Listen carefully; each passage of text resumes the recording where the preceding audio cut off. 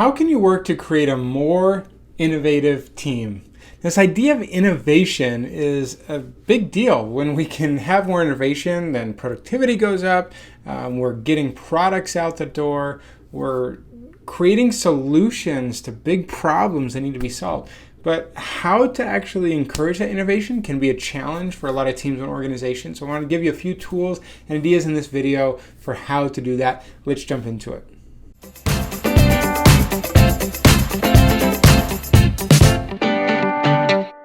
All right, so this idea of innovation, it's a big word, right? But it's important to start from the foundations of what it's really about. And innovation is really about creating solutions to big problems and moving the progress meter forward. But at the foundational level, how we do that is usually not by just saying, hey, here's all the actions that we need to take here. Innovation is often about creating this culture, right? Creating an environment where people feel safe to take risks and share their ideas.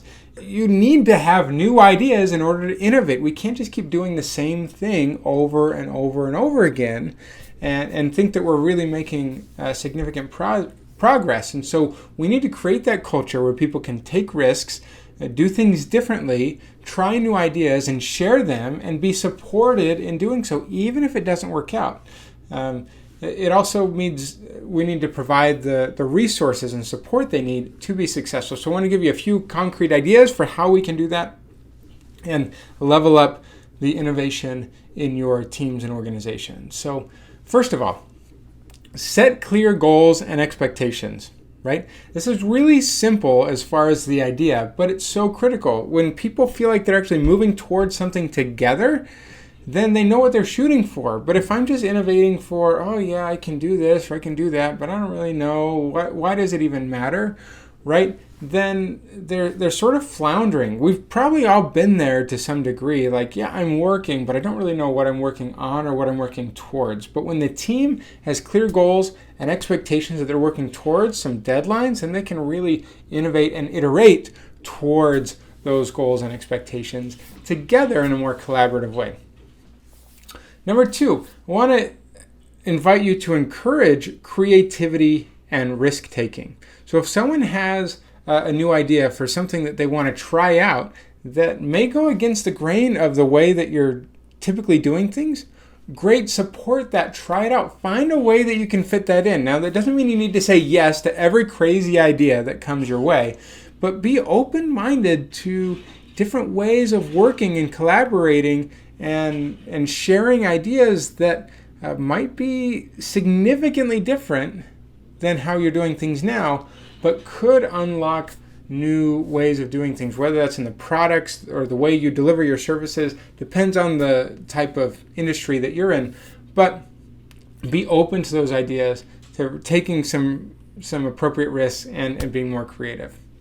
Number three is to provide regular feedback, right? So help people know where they are and where they stand and what they can improve on. We want to give people those tools and materials and the feedback to help as they continue to iterate and become better engineers and technology professionals or other types of professionals that you're working with, right? And you can only do that as you continue to guide them and give that appropriate feedback.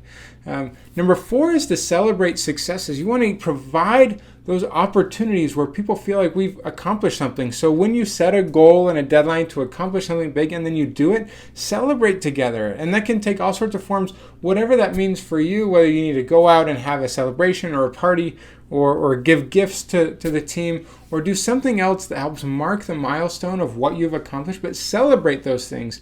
We often miss looking back on the progress that we've made because we're always looking at the next goal, and that's fine to look towards the next goal and have another thing to shoot for, but celebrate the successes and the progress along the way.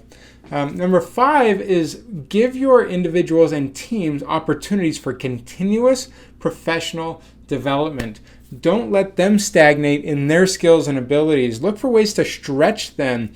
Give them resources for training, give them new tools to work with, give them new projects and assignments and tasks and responsibilities that are going to get them to have to develop in new ways, and ideally in ways that they really are interested in, right? So their passion is then coupled with a responsibility they have, and it challenges them to grow and succeed, right? And finally, look for ways to measure your team's innovation efforts, right? So you can look at a number of different metrics, such as number of new ideas generated, projects completed, products or services launched, revenue generated from new products or services. But giving some metrics and measurement to the targets and what innovation means to you as a team or as an organization can help you and your teams to know where you stand and how you're improving as time moves on. If you feel like right now innovation is lacking in your team's organization, then find ways to use some of these ideas to level up your innovation and therefore level up the results that you're going to get as a team. My name is Jeff Perry. I'm a leadership and career development expert, and I love helping teams unlock their potential and level up the innovation, often through connecting with the more human elements of the work that we do. And I would love to help you and your team level these things up so that you can achieve your goals and objectives in a more effective and productive way.